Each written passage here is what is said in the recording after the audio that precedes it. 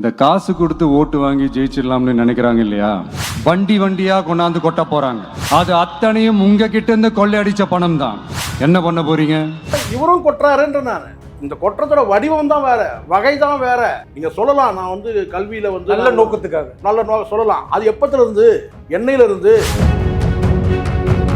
சர்க்கார் பட வசனம் மாதிரிலாம் பேசிட்டு இருக்க முடியாது. நீயா தான் செய்ய போற, உன் ஆளா தான் செய்ய போறான் அப்படிங்களா? ஆமா, இத்தனை நிர்வாகி சொன்னாங்க எங்களை நிர்வாகியா போறதுக்கு பணம் கேட்கறாங்க குற்றச்சாட்டு வருதா இல்லையா? ஆமா, அந்த குற்றச்சாட்டுக்கு ஒரே ஒரு பதில் அங்க அதுல இருக்கிற அந்த கட்சியில இருக்க முக்கிய நாதாரிகள் இருக்கிறானுங்களா, ஒரு 4-5 பேர் இருக்கிறானுங்கல்ல, போட்டுங்க நாதாரின்னு போட்டுங்க.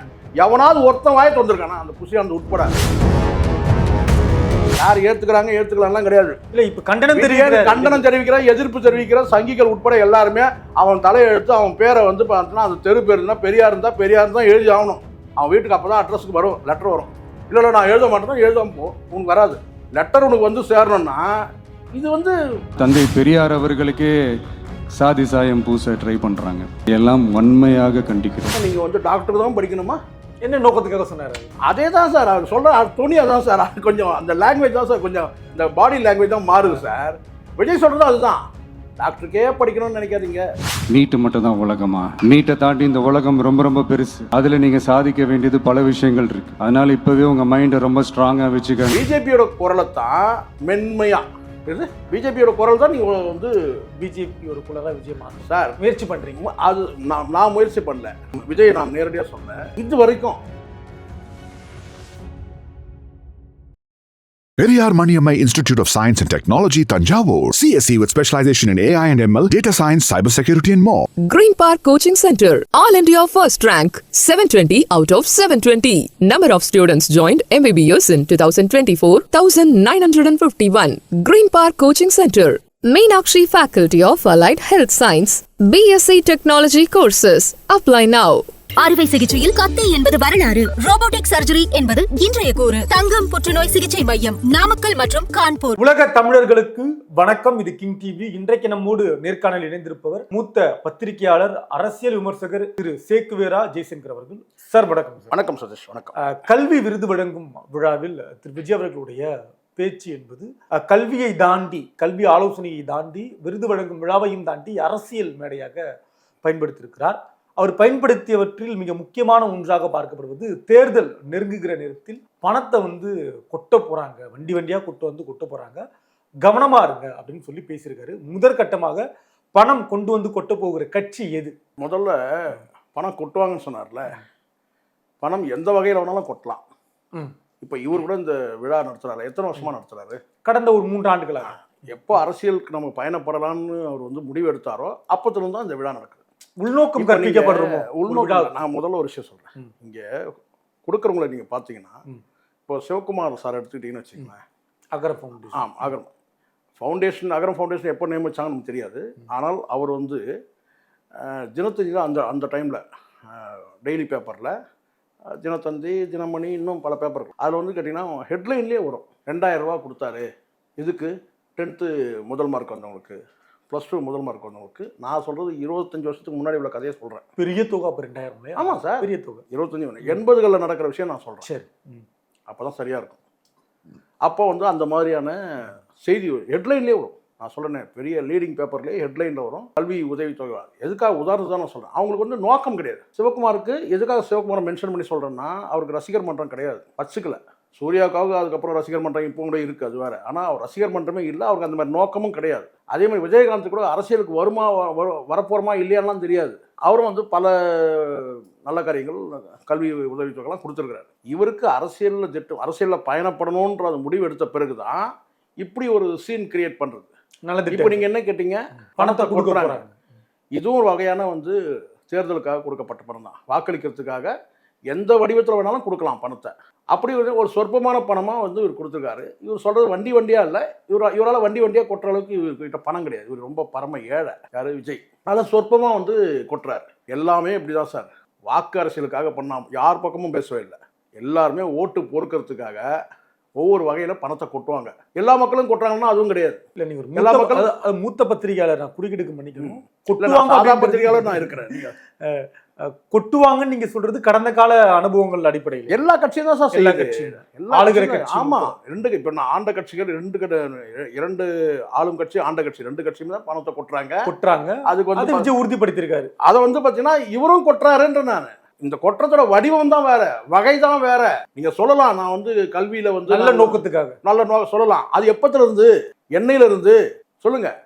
சினிமால நீங்க 31 ஒரு இயக்குனர் நீங்க முகத்தை இப்படி வைங்க அப்படி வைங்கன்னு சொன்னா உங்களுக்கு கோபம் வருது. ஏன்னு கேட்டா நான் 32 வருஷமா நான் வந்து சினிமால இருக்கிறேன். நேற்று வந்து டைரக்டர் வந்து என்னை இப்படி பாரு அப்படி பாருங்கிறான் அப்படின்னு கோபம் வருது. யார் மேல? அட்லி மேல கோபம் வருதுங்களா?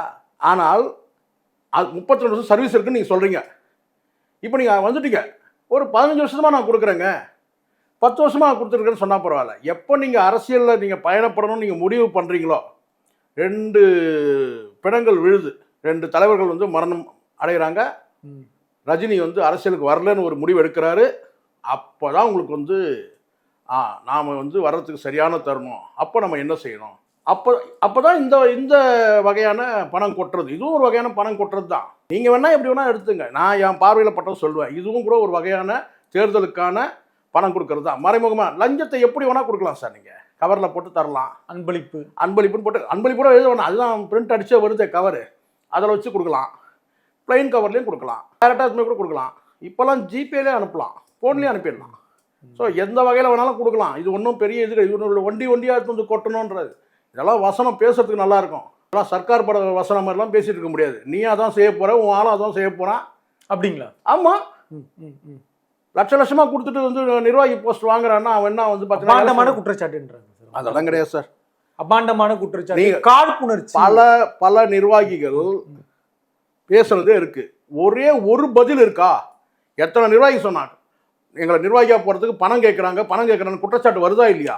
அந்த குற்றச்சாட்டுக்கு ஒரே ஒரு பதில் அங்க அதுல இருக்கிற அந்த கட்சியில இருக்க முக்கிய நாதாரிகள் இருக்கிறானுங்களா, ஒரு 4-5 பேர் இருக்கிறானுங்கல்ல, போட்டுங்க நாதாரின்னு போட்டுங்க. எவனாவது ஒருத்தன் வாயை திறந்திருக்கானா? அந்த புசியானது உட்பட குற்றச்சாட்டு வரும்போது வாயை திறந்திருக்கானா? ஒருத்தன் திறந்திருக்கானா வாயா? சொல்லுங்க. இல்லைங்க, இது தவறுங்க.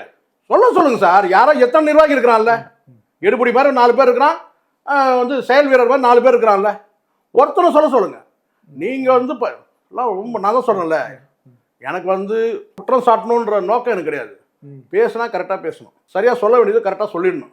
நீங்க சொல்லுங்க, நிர்வாகிகள் பணம் கொடுக்கணும் பதவி வாங்குறதுக்கு, அவன் வந்து அதை எடுத்து எப்படி எடுப்பான்? அந்த பணத்தை நீங்க சொல்லுங்க, எப்படி சார் எடுப்பான்? இல்ல கான்ட்ராக்ட் எடுத்து அதுதான் நடக்கும்போது. இப்போ உங்களுக்கு நல்லா தெரியும், உங்க நிர்வாகிகள் இருக்கிறான், 3 பேரை செலக்ட் பண்றீங்க ஒரு தொகுதிக்கு, சட்டமன்ற உறுப்பினருக்கு 3 பேர் தொகுதி பண்ணுங்க. இது வரைக்கும் எங்கேயும் பார்க்காது. நேர்காணல் வைப்பாங்க, ஒரு எத்தனை பேர் மனு கொடுக்குறாங்களோ அத்தனை பேரும் மனு கொடுவாங்க. இதுல 3 பேர் நீங்களே செலக்ட் பண்றீங்க. அந்த 3 பேர் செலக்ட் பண்ணீங்கல்ல, என்ன தகுதி அடிப்படையில், என்ன குவாலிஃபிகேஷன்? இந்த 3 பேர் தேர்வு செய்றீங்களா சார்? வழக்கமா எல்லா கட்சியிலும் பாக்குறோம் சார். எல்லாரும் நேர்காணல் எல்லாத்தையும் அவங்க வந்து அவங்க எப்படிலாம் கொடுப்பாங்க தெரியும் நினைக்கிறேன். என்னென்ன வேலை பார்த்துருக்காங்க உங்களுக்கு தெரியும் நினைக்கிறேன். 2 கட்சியில கேட்டா போஸ்டர் ஓட்டுனது, பிட் நோட்டீஸ் போட்டது, எல்லாம் பெரிய அப்பா காலத்துல இருந்து எடுத்து வருவாங்க. பெரிய ஃபைலா இருக்கும், அதை கொண்டு வந்து கொடுப்பாங்க. கடைசியா கூட முன்னாள் முதல்வர் கலைஞர் கேட்டார், எவ்வளவு செலவு பண்ணுவேன்னு. அதெல்லாம் இருக்கு சார், அதெல்லாம் நடக்கும். நான் தான் சொல்றேனே. கடைசியில அப்புறம் பாத்தீங்கன்னா கேட்டா யாராவது முன்னாள் அமைச்சருடைய புள்ள அது மாதிரி கூட கொடுப்பாங்க. அவன் இருக்கிற பேசிதானே ஆகணும். கண்டிப்பா சார், அது நீங்க பேசி ஆகணும். ஆமா சார். இப்ப எல்லா கட்சியும் நடக்கிறது தான். இப்ப நீங்க மட்டும் என்ன கிழிக்கிறீங்கன்னு கேட்கறேன். 3 பேர் செலக்ட் பண்ணீங்க, என்ன அடிப்படையில் செலக்ட் பண்றீங்க? என்ன அடிப்படையில் பண்ணிருப்பாங்கன்னு? பணம் தான்.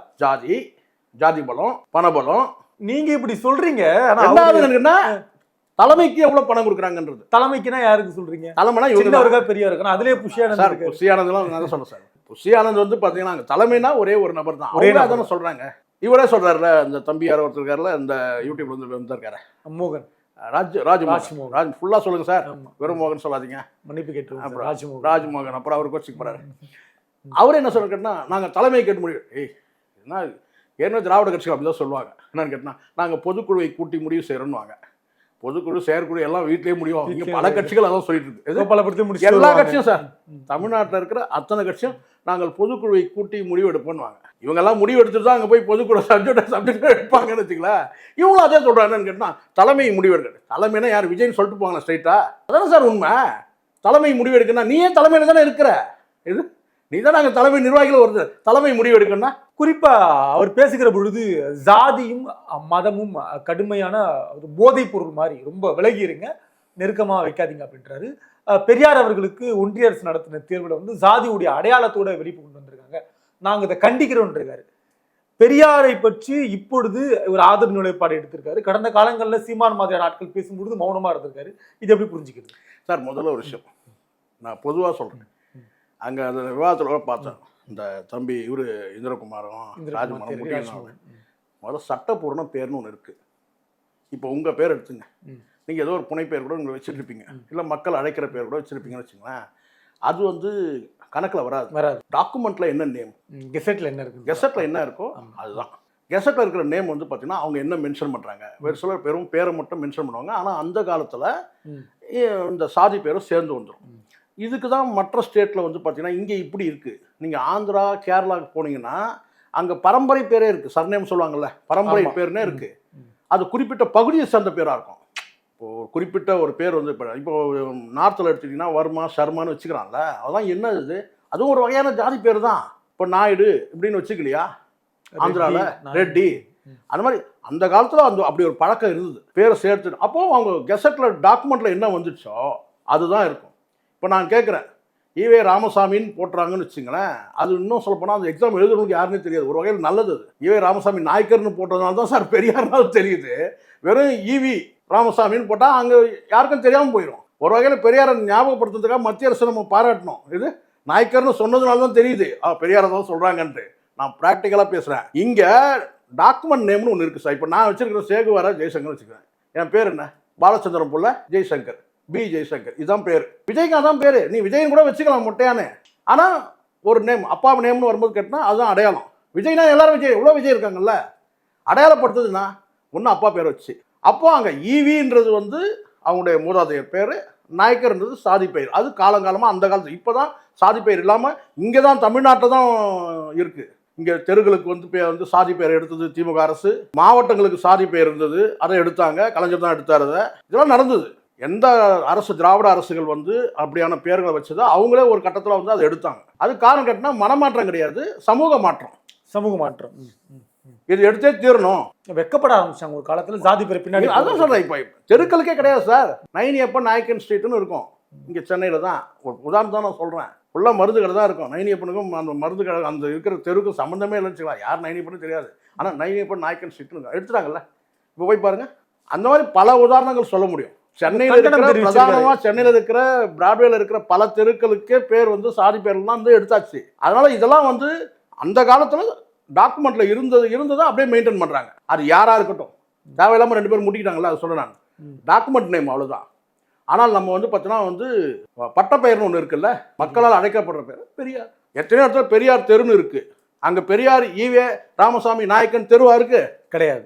பெரியார்னா ஒருத்தர் தான் பெரியார். யார் ஏற்றுக்கிறாங்க ஏற்றுக்கலாம்லாம் கிடையாது. இல்லை, இப்போ கண்டனம் தெரிவிக்கிற, எதிர்ப்பு தெரிவிக்கிற சங்கிகள் உட்பட எல்லாருமே அவன் தலையெழுத்து அவன் பேரை வந்து பார்த்தோன்னா அந்த தெரு பேர் இருந்தால் பெரியார் இருந்தால் பெரியார் தான் எழுதி ஆகணும். அவன் வீட்டுக்கு அப்போ தான் அட்ரஸுக்கு வரும், லெட்டர் வரும். இல்லை நான் எழுத மாட்டேன்னா எழுதாமல் போ, உனக்கு வராது. லெட்டர் உனக்கு வந்து சேரணும்னா இது வந்து வேறு வழி கிடையாது சார். அங்கே வந்து இல்லை நான் வந்து அண்ணன் எச் ராஜா கிட்ட சொன்னேன்னு வச்சுங்களேன், அவர் என்ன சொல்வார், எனக்கு ஈவே ராமசாமி நாயக்கர்னு சொல்கிறாருல, இப்போ அவரே வந்து பெரியார் தெருன்னு ஒரு இடத்துக்கு ஒரு அட்ரஸ் எழுதுறாருன்னு வச்சுங்களேன். ஆனால் பெரியார்னு எழுத மாட்டேன், ஈவே ராமசாமி நாயக்கர் கூட ஈவே ராமசாமி தெருன்னு போனார்னா போகாது. பெரியார் தெரு இருந்தால் தான் பேர் இருந்தால் அதுதான் ப்ராக்டிக்கல் தான் பேசுறது. சொல்லலாம் நீங்கள் இதெல்லாம் நீங்கள் எப்போ வந்து ஆட்சிக்கு வந்து எப்போ அந்த பேரெல்லாம் மாற்றி அதுக்குள்ளே 2 தலைமுறை அதுக்குள்ளே உங்கள் நிலைமை என்ன ஆகுன்னு சொல்ல முடியாது. இல்லை, நடக்கிற காரியம் கிடையாது. ப்ராக்டிக்கல் இன்றைக்கி யதார்த்த நிலைமை ஏற்றுட்டு தான் ஆகணும். அங்கே டாக்குமெண்ட் வைஸ் படி பார்த்தீங்கன்னா கோர்ட்டில் நீங்கள் எந்த அடிப்படையில், இப்போ நான் ராஜ்மோகன் கேட்டிருக்கேன், கோர்ட்டில் எந்த அடிப்படையில் நீங்கள் போட்டீங்க டாக்குமெண்ட், கெசட் நீங்கள் சொன்னீங்கல்ல, கெசட்டில் இருக்கிற மாதிரி நீங்கள் போட்டு தான் ஆகணும். அதை வந்து இங்கே வந்து கேள்வியெல்லாம் எழுப்ப முடியும். யார் சொன்னாலும் தப்பு. அது இவங்க அவங்களுக்கு கூட சொல்கிறதும் அவங்க இவங்கள சொல்கிறதும் கிடையாது. நம்ம இப்போ அழைக்கும் போது கேட்டால் பெரியாருன்னு அழைக்கிறோம். சரி, அவ்வளோதான். நீட்டு ஒன்று மட்டுமே வந்து எதிர்காலம் கிடையாது, நீட்டை தாண்டியும் கல்வி வாய்ப்பெல்லாம் இருக்குது. நீங்கள் ரொம்ப ஸ்ட்ரெஸ் ஆக வேண்டாம்னு பேசியிருக்காரு. இந்த குரலை எப்படி புரிஞ்சுக்கிட்டு? இதே தான் அண்ணன் வந்து இவர் புதிய தமிழன் கிருஷ்ணசாமியும் சொன்னார். ஏன் நீங்கள் வந்து டாக்டர் தான் படிக்கணுமா, என்ன நோக்கத்துக்காக சொன்னார்? அதே தான் சார் அவர் சொல்கிற துணியாக தான் சார். கொஞ்சம் அந்த லாங்குவேஜ் தான் சார், கொஞ்சம் இந்த பாடி லாங்குவேஜ் தான் மாறுது சார். விஜய் சொல்கிறது அதுதான். டாக்டருக்கே படிக்கணும்னு நினைக்காதீங்க, உலகம் பெருசு. இது உலகம் பெருசு, நீங்கள் வந்து எந்த துறையில் போனால் நீங்கள் அச்சீவ் பண்ணலாம். ஏன்னா இவர் வந்து அவங்க அப்பா வந்து லைலா காலேஜ் சேர்த்து அந்த எந்த கோர்ஸில் அவர் சேர்த்தாரோ அந்த கோர்ஸில் இவர் படித்து பெரிய அளவில் அச்சீவ்மெண்ட் பண்ணி அதுக்கப்புறம் தான் சினிமாவை வந்து ஒரு என்டர்டெயின்மெண்ட் எடுத்துகிட்டு தான் வந்தார். நிஜமா சார், ஒரு வார்த்தை நீங்கள் சொல்கிறீங்களா அதில் புரிஞ்சிக்க முடியலையா? நீங்கள் சொல்கிறீங்க அங்கே பெற்றோர்கிட்ட சொல்கிறீங்க அவங்களுடைய கனவு என்னமோ அந்த கனவுல விட்டுருங்க, அவங்களுடைய ட்ரீம்ஸ் என்னவோ அவங்க என்ன அச்சீவ் பண்ணாங்களோ எந்த துறையில் போனால் விட்டுருங்க. இப்போ நான் கேட்குறேன் வந்து அங்கே வந்து இருக்கிற குழந்தைங்க வந்து ஒரு 10 பேர் டாக்டருக்கு படிக்கணும். இப்போ நீட் எக்ஸாம் போகலாமா வேணாமா? போய் தான் ஆகும். பின்ன தயாராகிதான் ஆகும். இப்போ என்ன புதிய தமிழகம் கிருஷ்ணசாமி என்ன சொன்னாரோ அதைத்தான் இவர் வேற பாடி லாங்குவேஜில் சொல்கிறார். உலகம் பெருசு கொஞ்சம் சுத்துறாரு, எது கொஞ்சம் சுற்றி சொல்கிறார். புரிதலுக்காக உலகம் பெருசு, நீங்கள் இன்னும் பல துறைகள் எவ்வளோ துறைகள் இருக்குது, அந்த துறைகள்லாம் போய் நீங்கள் அச்சீவ் பண்ணலாம், சாதிக்கலாம். இன்னொரு குரல் நீங்க டாக்டருக்கு மட்டும் நீங்க நினைக்காதீங்க, டாக்டருக்கு மட்டும் நீங்க சாதிக்கணும்னு நினைக்காதீங்க. நீட் சம்பந்தமா இன்னைக்கு வரைக்கும் ஏதாவது தெளிவான ஒரு அறிக்கை இருக்கா விஜய் கிட்ட? நீட் கூடாது, அதுல தெளிவா இருக்கு. எங்க தெளிவா இருக்கிறாங்க? அந்த கூடாதுன்னு சொன்னா இந்த இடத்துல நீங்க நம்பிக்கை விதைக்கணும்ல. நாங்க ஆட்சிக்கு வந்தா நீட்டை அப்படியே நீக்கிடுவோம், குழந்துருவோம் சொல்லணும்ல. சொல்லியிருக்காரு சார். அதிமுக ஆட்சிக்கு வந்தா நீட் சார் ஏற்கனவே பாருங்க, ஏற்கனவே போன வருஷம் நடந்த விழா ஃபுல்லா நீங்க பாத்தீங்கன்னா உங்களுக்கு தெரியும். அப்போவே வந்து பார்த்தீங்கன்னா முதல் நிகழ்ச்சியில் வந்து 2 பிரிவாக நடத்துனாங்கல்ல. முதல் நிகழ்ச்சியில் விட்டுட்டு அதுக்கப்புறம் பல பேர் காரி துப்புன பிறகு தான் 2வது நிகழ்ச்சியில் நீட்டை பற்றி பேச ஞாபகம் இருக்கா இல்லையா? உங்களுக்கு நல்ல ஞாபகம் இருக்கு சார். நான் ஒரு மருத்துவமனையில இருந்து பார்த்துட்டு இருந்தேன். நீட்டு கூடாத விட ஆங்கர் உங்களுக்கு தான் ஞாபகம் இருக்கணும். நீட்டு கூடாது, தமிழக மறக்க மாட்டோம். தமிழக அரசுடைய மசோதா துணையா இருப்புன்னு வர பேசியிருந்தார். சரியா? கரெக்டா? நான் கரெக்டா ஞாபகம் இருக்கா? ஞாபகம் இருக்கு. அதனால என்னன்னு கேட்டீங்கன்னா இப்போ இதில் என்ன சொல்றாருன்னு கேட்டிங்கன்னா தொனி மாறிடுச்சு. ஏன்னா இப்போ தலைவர் ஆயிட்டார். யாருக்காக மாத்திருப்பாரு? யாரும் சொல்லியிருப்பாங்க சார். இந்த மறைமுகமா தெரியலையா சார்? சூப்பர் பாஸ், நீங்க நீட் பிரச்சனைலாம் பெருசாக்கி பண்ணிக்காதீங்க. நீங்க ஒண்ணு நேரடியா சொல்லுங்க, டைரக்டா சொன்ன மக்கள்கிட்ட அந்த குழந்தைங்கிட்ட நம்பிக்கை விதைக்கணும்னு கேட்டா நீங்க வாய்ப்புகளை சொல்லிட்டு நீங்க தற்கொலைலாம் பண்ணிக்கிறன்ற அந்த எண்ணத்துக்குலாம் நீங்க போகாதீங்க. வாய்ப்புகள் நிறைய இருக்கு, நீங்க வாங்க. நான் வந்து எனக்கு தெரிஞ்ச காலேஜில் நான் உங்களை சேர்த்து விடுறேன். யாரெல்லாம் நீங்க வந்து மெடிக்கல் படிக்கணும்னு நீங்க டாக்டர் ஆகணும்னு நினைக்கிறீங்க நீங்க வாங்க. நீட் செலவுல அவங்க ஏகப்பட்ட பணம் மக்கி கிடக்குது. அதில் கொண்டு போய் நான் வந்து பார்த்தீங்கன்னா வந்து உங்களுக்கு சேர்க்குறேன். கோச்சிங் சென்டரில் அவரே சேர்த்து நான் பண்ணுறேன், எல்லாம் பண்ணுறேன். நீட் கோச்சிங் சென்டர் நான் தனியாக நானே ஆரம்பிக்கிறேன். பணத்துக்கு எங்க சார்? ஒன்று அப்படியாவது இல்லை சார், ஏதாவது ஒன்று சொல்லணும் சார். ஒன்று நீட்டை நீக்கிறேன்னு சொல்லணும். நீங்கள் கவலையப்படாதீங்க. நீங்கள் இந்த 2026 நான் வந்த உடனே அதை நீட்டை நீக்கிறதுக்கான எல்லா வேலையும் நான் பண்ணுறேன் அப்படின்னு சொல்லுங்கள். அப்படி இல்லைனா நீட் கோச்சிங் சென்டர் நான் ஆரம்பிக்கிறேன், நீங்கள் வாங்கன்னு சொன்னேன். இதெல்லாம் விட்டுட்டு உலகம் பெருசு, வாய்ப்பு நிறைய இருக்குது, நீங்கள் அச்சீவ் பண்ணணும்னு நினைக்கலாம். இந்த மாவெல்லாம் நாங்கள் ரொம்ப நாள் பார்த்துட்டோம். 2 திராவிட கட்சிகள்கிட்ட இந்த மாவு ரொம்ப நாளாக அரைச்சிட்டாங்க. இது அதே மாவு தான் நீயும் அரைக்கிற, இது மறுபடியும் தூக்கி வந்து கிரைண்டரில் போட்டு ஆட்டுற. இதானே உண்மை. அதுக்கு அவங்களே இருந்துட்டு போட்டோம் சார், அவங்களே இருந்துட்டு போட்டோமே. நீ வந்து என்ன கிழிக்க போறன்றது தான் இங்கே கேள்வி. இந்த நீட் விஷயத்துல இப்போ தடுமாறுற. போன வருஷம் ஒன்று பேசுகிறேன், இந்த வருஷம் ஒன்று பேசுகிறேன். பிஜேபியோட குரலை தான் மென்மையா, இது பிஜேபியோட குரல் தான். நீங்க வந்து இல்லை, இது திமுகவும் அதிமுகவும் இது சொல்லலாம். நீங்க மறுபடியும் சொல்றேன், அதான் மூத்த பத்திரிகையாளர், பத்திரிகையாளர், நீங்க பிஜேபியோட குரலா விஜய் மாத்த சார் முயற்சி பண்றீங்க. அது நான் முயற்சி பண்ணல, இருக்குதா இல்லையா? இல்லையா? இது வரைக்கும் சார், இது வரைக்கும் பிஜேபி விஜய் நான் நேரடியா சொல்றேன், இது வரைக்கும் மத்திய அரசை கண்டிச்சு ஏதாவது ஒரு விஷயத்துல ஏதாவது ஒரு பண்ணியிருக்காரா? ஆர்ப்பாட்டம், போராட்டம், ஏதாவது ஒன்று அறிக்கை, ஸ்ட்ராங்காக ஒரு அறிக்கை என்னென்ன சொல்கிறீங்க நீங்கள்? இது வரைக்கும் ஏதாவது ஒரு விஷயத்தில் இந்த பாசிசம்னு ஒரு வார்த்தை இருக்குது. அது உங்களுக்கு அர்த்தம் தெரியும், எனக்கு தெரியும், சாதாரண மக்களுக்கு தெரியும்னு நினைக்கிறீங்க நீங்கள்? கிடையாது, புரியாது. எனக்கு ரொம்ப நாளாக இதை பேசணும் ஆசை, இதை பேசிடுறோம். ஏன்னா பாசிசம் நீங்கள் சொல்கிறீங்கல்ல, நேரடியாக தமிழில் எவ்வளோ நல்ல வார்த்தைலாம் இருக்குது சார். சர்வாதிகாரம், மதவாதம், எதேச்சதிகாரம், மதவாதம் விட்டுருக்கு சார். சர்வாதிகாரம் நேரடியாக சொல்லலாம்ல. மன்னர் ஆட்சி இப்படி சொல்லுங்க, கொடுங்கோல் ஆட்சி சொல்லுங்க. அது பாசிசம் அங்கே இங்கே ஒன்றும் இந்த டவுன் இந்த படித்த மக்கள்கிட்ட தாண்டி வெளியில் போனால் பாசிசம்னா என்னென்ன அர்த்தம் தெரியல. பாயசம்னா தெரியுது, பாயசத்தில் பல பாயசங்கள் இருக்குது. நான் கேட்குறது என்னன்னா, ஏன் இந்த வார்த்தையை நீ பிடிச்சிட்டு சும்மா கேட்டால் அப்படி போகிறப்ப டைரெக்டாக நேரடியாக சொல்லுங்கள் சார். ஒரு படித்த பெண் வந்து தமிழிசையை பார்த்து சொன்னாங்க ஃப்ளைட். ஆமாம், ஃப்ளைட். அதாவது ஞாபகம் இருக்குல்ல? நல்ல ஞாபகம். அப்போ வந்து ரீச் ஆச்சு, படித்த மக்கள்கிட்ட ரீச் ஆச்சு. ஸ்ட்ரைட்டாக சொன்னேன் சார், வேடம் சொல்கிறான் பாருங்க. நீ தம்புறானா தான் என் மயிருக்கு ஒரு கவலை இல்லைன்னு சொல்கிறான். நான் ஸ்ட்ரைட்டாக சொல்கிறேன்னா ஸ்ட்ரைட்டாக சொல்கிறான்ல, நேரடியாக சொல்கிறான். நீ வந்து மேல் சாதிக்காரனா தான் என் மயிருக்கு ஒன்று அதை பற்றி கவலை சொல்கிறான்ல. ஏன் உன்னால் முடியல? இப்போ மயிருன்னே சொல்லக்கூடாதுன்றாங்க சார். இப்போ மயிருன்னே சொல்லக்கூடாதுன்றான். அது நேரடியான வார்த்தை தான், கெட்ட வார்த்தை ஒன்றும் கிடையாது தான். ஆனால் மயிறு சொன்னால் கோவம். இவர் மயிறு இவர் எப்பவுமே பேசணும் மயிருன்ற வார்த்தை சொல்கிறாரு. மயிர் கூச்சலியும் சண்டை காட்சிகள் சொல்கிறீங்கல்ல, அப்போ அதில் மயிர் வருது இல்லை? மயிர் கால்னு சொல்கிறீங்கல்ல, அதில் மயிர் வருது இல்லை? கெட்ட வார்த்தை அது மயிர். நான் கேட்குறது என்னென்னா, அவனுக்கு வேடனுக்கு இருந்த தைரியம் கூட உனக்கு இல்லை இல்லை? ஆட்சி அதிகாரத்துக்கு வந்து கைப்பற்ற பிறகு இதெல்லாம் மாறும்னு எதிர்பார்க்கலாம். நான் தேர்தல் சொல்றேன் சார், நான் சொல்றதுன்னா இன்னைக்கு பேசுன பேச்சு நீங்க கேளுங்க. எங்கேயாவது நீங்க வந்து ஒண்ணு இத விழாவை ஒரு பரிசளிப்பு விழாவே நீங்க நடத்திட்டு போயிட்டீங்கன்னா ஒரு பிரச்சனை சிக்கல் கிடையாது. சரி. ஆனா அங்க நீங்க தாவேகா தலைவர் ரோலையும் நீங்க பண்றீங்க. அப்ப நான் கேட்கறது அதுதான், என்ன நம்பிக்கையை நீங்க கொடுத்தீங்க? இந்த ஆயா வடை சுட்ட கதைலாம் இங்க வேணாம். இது உலகம் பெருசு, வாய்ப்பு கொட்டி கிடக்குது, அதெல்லாம் வந்து இங்க பெற்றோர்களுக்கெல்லாம் வந்து விஜய் அட்வைஸ் பண்ற அளவுக்கு ஆளே கிடையாது. அவன் ஒரு பிள்ளை இருக்கிற ஒரு பிள்ளைய அங்கேயும் இங்கேயும் திக்கி திணறிட்டு கிடக்குறான். உன் பிள்ளைக்கு நீ வந்து வழிகாட்டலை, தான் உண்மை. உண்மை சார். உடனே வருவான் அவன் ஆள் கமெண்டா, நீ எங்க ஏய் என்னை பற்றி தெரிஞ்சுன்னு பேசு. அந்த கடமையெல்லாம் கரெக்டாக செஞ்சுட்டு தான் நம்ம வந்துட்டு இருக்கோம். சரி. பெற்றோர்களோட கடமையை கரெக்டாக நம்ம செஞ்சுட்டு தான் வந்துட்டு இருக்கோம், பேசிட்டு இருக்கிறோம். சும்மாலாம் பேசலை, சும்மா பேசவும் முடியாது. புரியுதுங்களா? எல்லாரையும் வந்து மீடியாவில் வந்து பேசுகிற அத்தனை பேரையும் நீங்கள் சவுக்கு சங்கர் நினச்சிடக்கூடாது. புரியுதுங்களா? எல்லாரும் வந்து பார்த்தீங்கன்னா விமர்சனம் பண்ணுறாங்கன்னா அதில் வந்து அவங்களுடைய கடமையை செஞ்சுட்டு தான் நாங்கள் பேசுகிறோம். நான் சொல்கிறது என்னென்னா, பெற்றோர்களுக்கு நீங்கள் சொல்கிறீங்கல்ல சார், அங்கே வந்து உட்காந்துருக்க பெற்றோர்கள் பல கவலைகளுக்கு முகத்தில் தெரியுது அவங்களுக்கு. பார்த்தீங்களா? நீங்கள் கொடுக்குறது சில்லற காசு சார். அது நீங்கள் கொடுக்குற அந்த 5000 ரூபாய் சின்ன சார் பண்ணுவோம், அதுக்கே 3000 ரூபா செலவு பண்ணியிருப்பான் சார் அவன் வரத்துக்கு. நீங்கள் கொடுக்குற 5000 ரூபாய் நீங்கள் கொடுக்குறீங்கல்ல, நான் 50,000 ரூபா கொடுக்குறீங்க, நீங்கள் அதுக்காக 3000 ரூபா செலவு பண்ணி வரணும் சார். ஊர்லேருந்து கொடுக்கறதுக்கு ஒரு மனசு வேணும்ல சார். அதாவது திருப்பி சொல்லணும், மனசு வேணும், மண்ணாங்கட்டி வேணும். அதுக்காக 3000 ரூபா செலவு பண்ண, நீ ஆன்லைன் அனுப்பி விட்டுருக்கலாம் அவனை செலக்ட் பண்ணி. அவங்க வர வேண்டியதா கிடையாது. அவனுக்கு என்ன திருப்தி?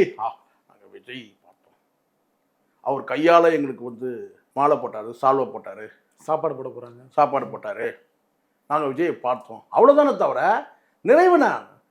என்னை கேட்டால் ஒரு சில குடும்பங்கள், நான் சொல்கிறது உண்மை, இவர் கொடுக்குற பணத்தோட 2 மடங்கு செலவு பண்ணிட்டுலாம் வந்திருப்பான். 3 பேர் வராங்க, ட்ரெயினுக்கு என்னாச்சு, பஸ்ஸுக்கு என்னாச்சு, ஒரு வேளை நீங்கள் சோறு போகிறீங்க, மற்ற வேலை 3 வீடு போய் சேர்ற வரைக்கும் 2 நாளைக்கு சாப்பிட்ணும்.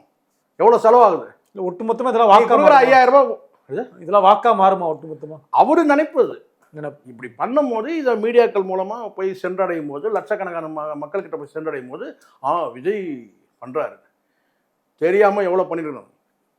அஜித் வீட்டில் மூட்டையாக வருமா அப்ளிகேஷன், மூட்டையாக. அதில் எதெல்லாம் சரியானது, எது நியாயமானது, எது ஃபேக்கு, இப்படி நான் எல்லாத்தையும் செலக்ட் பண்ணி சைலண்ட்டாக போயிட்டு தான் இருக்குது. ஏதாவது இந்த மாதிரி கோஷ்டம் ஏதாவது இருக்குது? கிடையாது. இருக்குது, நமக்கே தெரியாது, நீங்கள் சொல்லி தான் தெரியுது. இந்த மாதிரி கோஷ்டம் ஏதாவது இருக்குது? கிடையாது. கும்பல் கூடி விழா நடத்துது, எவ்வளோ பேர் செஞ்சுட்டு தான் இருக்கிறாங்க. ஸோ பொறுத்து இதெல்லாம் வந்து அரசியலுக்காக நீங்கள் வந்து இன்னொருத்தரை சொல்கிறீங்கல்ல, இன்னொருத்தரை வந்து மென்ஷன் பண்ணுறீங்கல்ல, வண்டியில் கொண்டாந்து வண்டியாக வந்து பணத்தை வண்டி கொட்டுறாங்க. எத்தனை வண்டி நீங்கள் பார்த்தீங்க? வண்டியாக கொட்டுறாங்க. அந்த அளவுக்குலாம் இல்லை சார்.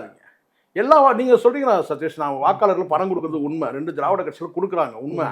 என்ன நீங்கள் நினைக்கிறீங்களா எல்லா வாக்காளர்களுக்கும் வந்து பணம் வாங்கி தான் ஓட்டு போடுறாங்கன்னு நீங்கள் நினைக்கிறீங்களா? எல்லா வாக்காளரும் பணம் வாங்காமல் ஓட்டு போடுறாங்கன்னு சொல்கிறீங்க. சண்டை போடுறவங்களா இருக்காங்க. தெரிஞ்சு வரல இல்லை, ஒரு 10% வேணா கொடுக்கலாம். அது கூட குறிப்பிட்ட அந்த என்ன சொன்ன பொருளாதாரத்தில் ரொம்ப வீக்கர் செக்ஷன் இருக்குல்ல, அங்கே ஏரியாக்கள், அங்கே தான் ஒன்றா பணம் கொடுக்கலாம். ஒரு சட்டமன்ற தொகுதியில் ஒரே ஒரு தொகுதி இடைத்தேர்தல் வச்சுங்களேன், அங்கே வந்து பார்த்தீங்கன்னா பணத்திலேயே நினச்சி எடுக்கிறாங்க. அது உண்மை. இது ஆமாம், இடைத்தேர்தல் வரமா எதிர்பார்க்குறாங்க. By election. ஆமாம், பை எலெக்ஷன் வந்து பார்த்தீங்கன்னா வந்து ஒரு சட்டமன்ற உறுப்பினர் செத்தாக ரொம்ப கொண்டாட்டம் ஆகிடுச்சு வர மக்களுக்கு. ஆமாம், அப்பா நல்ல மனுஷன் எது போய் சேர்ந்துட்டாரு, இறைவன் அடி சேர்ந்தாரு, நமக்கு இனி பணம் மழை தான் அப்படின்னு சொல்லிட்டு அப்படி தான் நம்ம பார்த்தோம். ஈரோட்டில் நம்ம அதுதான் நம்ம பார்த்தோம், விக்கிரவாண்டியிலும் நம்ம அதுதான் பார்த்தோம். ஒரு சட்டமன்ற தொகுதியில் நீங்கள் சொல்கிற மாதிரி ஒரு 50% பணம் கொடுக்க முடியும். ஆனால் ஒட்டுமொத்தமாக ஒரு எலெக்ஷனில், ஒரு சட்டமன்ற தேர்தலில் இல்லை பாராளுமன்ற தேர்தலில் எல்லா தொகுதி மக்களுக்கும் வாக்களிக்கிற அத்தனை பேருக்கு என்ன நின்று அப்படியே டோக்கன் மாதிரியாக கொடுத்துட்ருக்குறாங்க. நான் கேட்குறேன், கொடுக்கலாம் ஒரு தொகுதியில் ஒரு 10% வாக்காளருக்கு கூட போய் சேருமான்னு சொல்ல முடியாது. அதில் எவ்வளோ பேர் இடைச்சொல்கள் எவ்வளோ பேர் இருக்கும், ஒரு அளவு தான். இது மிகைப்படுத்தம் தான் இருக்குன்ற நான் விஜய் சொல்கிறது. அவன் வண்டியாக வந்து கொட்டுவாங்க. நாங்களும் சுற்றி இருக்கோம். நீங்கள் எப்பயாவது வந்து ஓட்டு போட வந்ததோடு சரி, சைக்கிளில் வந்ததோடு சரி, நீங்கள் எங்கன்னா பை எலெக்ஷன் போயிருக்கேன். நான்லாம் வந்து எலெக்ஷனுக்கு கவர்மெண்ட் சர்வீஸில் இருக்கும்போது அங்கே வந்து போலிங்கில் வந்து அந்த பூத்தில் நான் வந்து ஸ்டாஃபாக ஒர்க் பண்ணியிருக்கிறேன். அந்த அனுபவம் இருக்குது.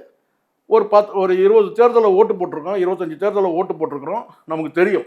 நான் சொல்கிறது வந்து வெறும் பாராளுமன்ற தேர்தல், சட்டமன்ற தேர்தல் மட்டும் சொல்கிறேன். நீங்கள் வந்து ஓட்டு போட வர்றதே கேட்டால் வந்துட்டு நேராக வரீங்க, வந்து பார்த்தீங்கன்னா மாஸ்க் போட்டு சைக்கிளில் வரீங்க, வந்து ஓட்டு போட்டு போகிறீங்க. எந்த இடத்துல எவ்வளோ மக்கள் வந்து பணத்தை கொட்டுறது உங்களுக்கு தெரியும். வண்டியோட மிகைப்படுத்தி சொல்லக்கூடாதுன்றது விஜய் சொல்கிறது பேசுறது சார். பணம் கொடுக்குறாங்க சொல்லுங்கள், ஆனால் வண்டியாக வந்து கொட்டுவாங்க. கொட்டுங்க, உங்ககிட்ட தானே இருக்குது. இதில் எதாவது மாறுபட்டுருக்கீங்க 2 திராவிட கட்சிகள். நீங்கள் சொல்லுங்கள், இந்த விஷயத்தில் நாங்கள் மாறுபட்டுருக்குறோம். பணம் செலவு பண்ணுறதுக்கு மனசு இல்லைன்னு ஒன்றா சொல்லுங்கள். இது வரைக்கும் 10 பைசா நீங்கள் செலவு பண்ணல, எல்லாம் ஊர் தாலி தான் அர்த்தம் இருக்கீங்க. ஊர் தாலினா என்ன? அந்த கட்சிக்கார நிர்வாகிகள் அவன் வந்து பார்த்தீங்கன்னா வந்து ஊட்ட அடமானம் போட்டு அவர் பாடினே சொல்லணும் யார் புஷியான் பண்ணி ஊட்ட அடமானம் போட்டு கொண்டு வந்து கொட்டின்னு இருக்காங்க. இதான் உண்மை. பொண்டாட்டி தாலியை வச்சு ஊட்ட அடமானம் போட்டு தான் கொண்டு வந்து உங்ககிட்ட கொடுக்குறாரு நிர்வாகி போஸ்ட் வாங்குறதுக்கு. இதான் உண்மை. அதனால் மிகைப்படுத்தி சொல்லக்கூடாதுன்ற நான் மாறுபட்டு நீங்கள் நாங்கள் பாருங்கள் இந்த 2 திராவிட கட்சிகளை தாண்டி நாங்கள் வந்து டிஃப்ரென்ஸாக நாங்கள் வந்து இந்த வேலையெல்லாம் நாங்கள் செஞ்சுருக்கிறோம் டிஃப்ரெண்ட்டாக காட்டுங்க. அவங்க செய்த அதே வேலையை தான் நீங்கள் இது வரைக்கும் செஞ்சுருக்கீங்க. நிர்வாகிகள் கூட போடுறது கூட வந்து பார்த்தீங்கன்னா நீங்கள் பணம் வாங்குறீங்க.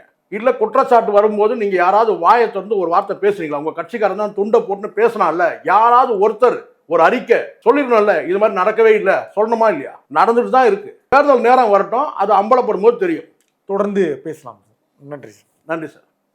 Periyar Maniammai Institute of Science and Technology, Tanjavur. CSE with specialization in AI and ML, data science, cybersecurity and more. Green Park Coaching Center, All India First Rank, 720 out of 720.